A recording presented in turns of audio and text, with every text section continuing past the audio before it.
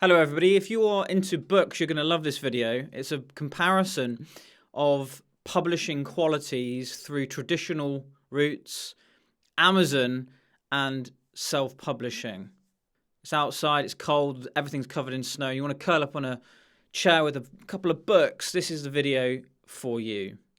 In this video, I'm going to compare the kind of books that I would view as being the worst kind of books, mass-produced books, such as this, and just compare them a little bit to books of in my opinion, the highest quality from Banner of Truth. I'm going to go into those and try and explain a little bit about and just see what your opinion is as a reader.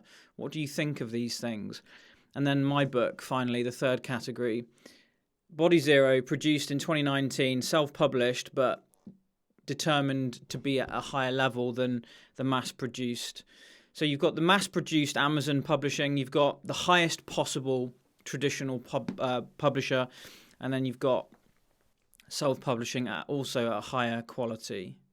I want to talk about the kind of things I'm thinking about as I look at these books would be front cover and back cover design.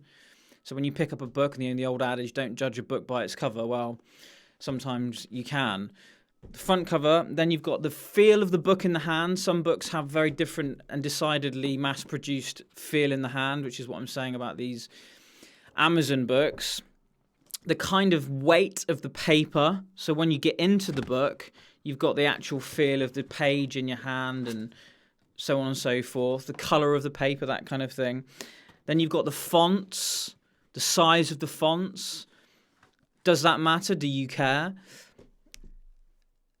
Formatting, number 5, formatting and editing, so the actual manuscript, what that's like. I don't just mean, I'm going to try and cover all of this as quickly as I can, but these are all very important things, and if you like books, you'll understand. And then finally, number 6, the content. So we've got 6 things. The cover design, the front and the back, the feel of the book in the hand, the paperweight in terms of the colour and the actual feel of the paper, the fonts and the size, the formatting and the editing of the manuscript, and then finally the content, what and how is written. So the first of these 3 categories I want to look at is the Amazon or mass-produced category. I've got a couple of books here that are in that category. You've got this book here on the Azusa Street Revival. And then another book that a good friend of mine sent to me recently, which I've not read yet, but it's printed by Amazon. Now, these books, in terms of those other 6 categories that I've just mentioned, I think fall short in virtually all of them, in my opinion. I mean, let's take the front and cover of, let's just take this John the Baptist one.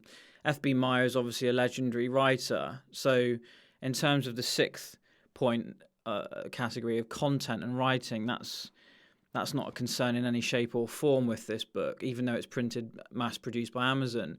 The front cover, I don't know. It's. What do you think? You might not think the front covers are important. I suppose it does what it says on the tin. The back cover and so on.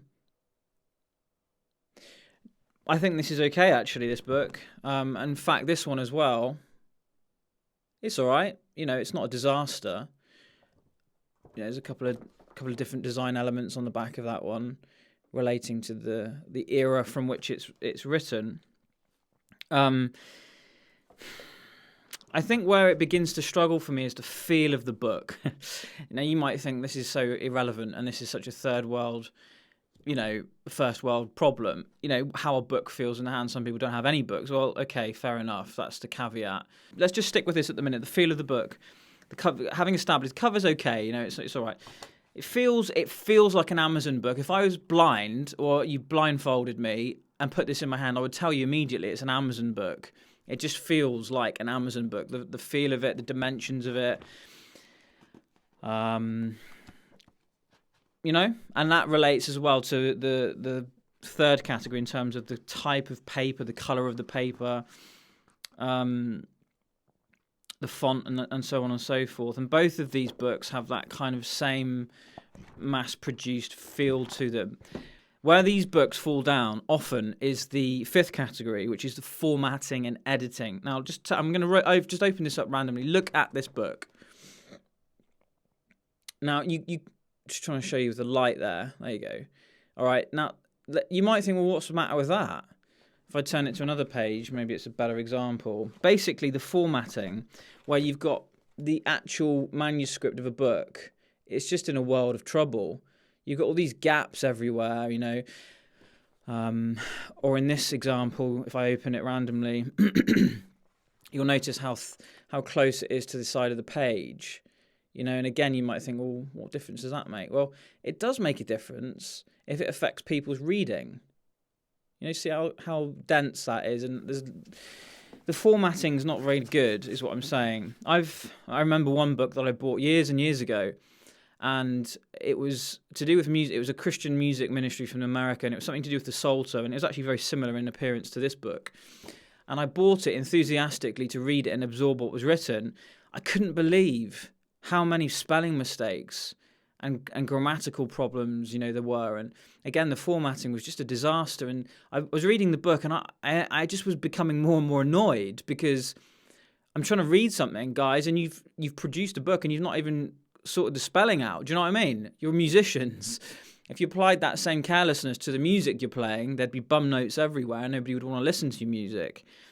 So the context here is worship and Christian things. And I think what I'm trying to say is, with these books, often they fall down because mass-produced, Amazon-printed books aren't going to have the care and attention that I think they should have. Which brings us to the second category. The best that you can get is this, okay, in my opinion. Books printed by Banner of Truth here in Edinburgh. Not just because they're in Edinburgh, I just happen to be in Edinburgh, but Banner of Truth, if you go onto their website, you'll see their philosophy or ethos for printing and publishing. It's superb. Just a very small aside. They'll never publish my books because I'm not a cessationist. That's the only thing I would say by way of critique. They have a non-commercially driven ethos in terms of rationale for printing. So in other words, if they don't think the book's going to get a massive profit, they'll still potentially print it, because the most important thing is what needs to be said, the content. That's the sixth category, is the content. But I'm not a cessationist. I believe that the Holy Spirit, talking of the Azusa Street revival, I believe that the Holy Spirit is very much continuing to give gifts today, despite the appalling abuse of said gifts, which is one of the reasons why I think that cessationists tend to be so rigid. Anyway, I'm talking about publishing, and in terms of publishing, this book is phenomenal. This is a hardback book, so obviously it's different from the Amazon stuff. You can get hardbacks from Amazon, but in terms of the difference between these, one's hard and one's paperback. But that aside, the actual...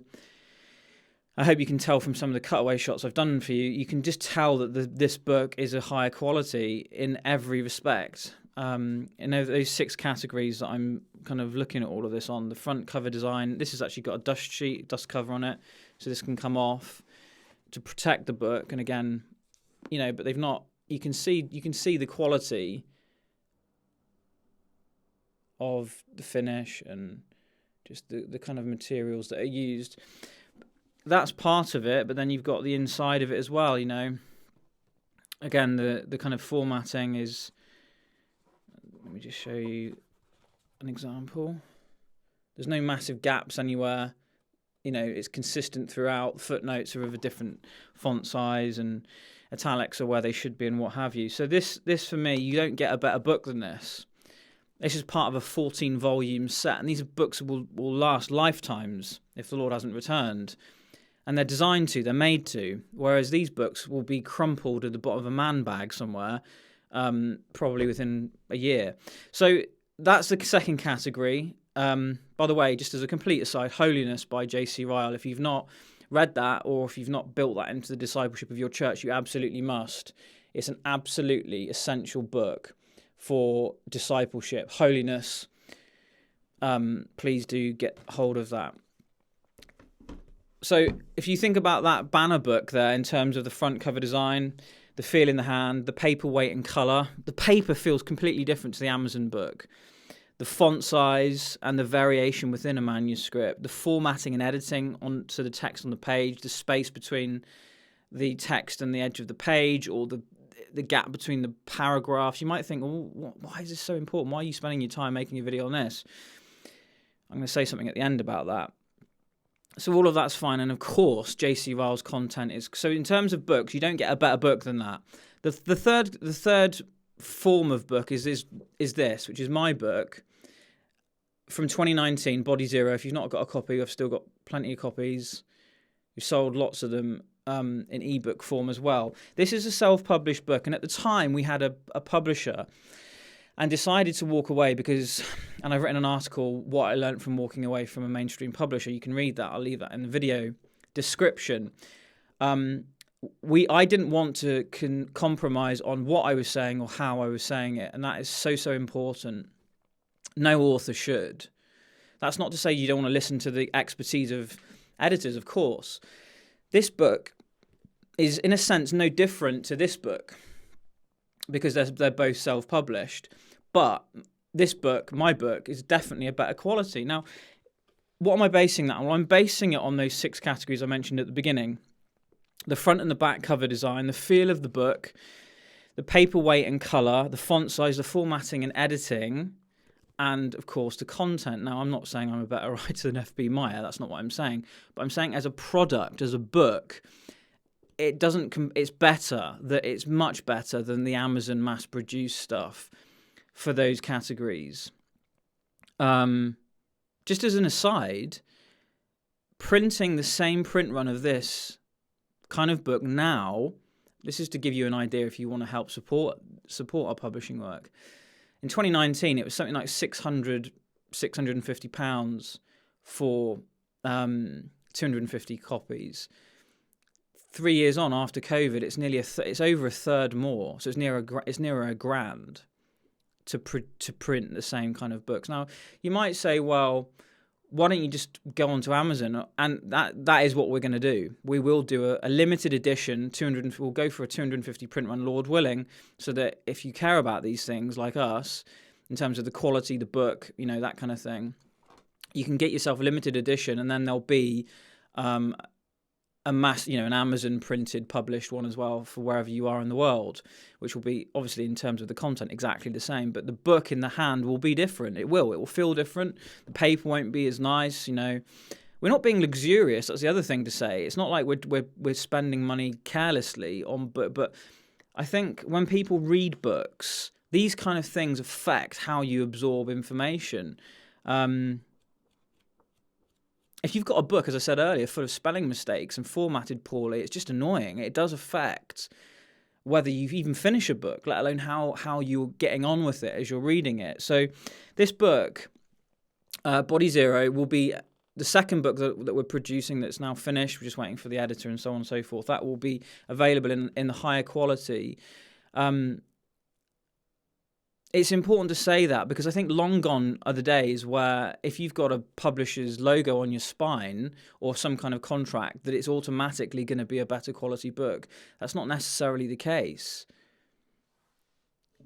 When I was a kid and we had our school shoes from a place in Britain called Clark's, which is a kind of go-to place for shoes, you could go and get a pair of Clark's Seconds, which would be a section of the shop where shoes that might have faults, manufacturing problems, scratches, whatever, no box.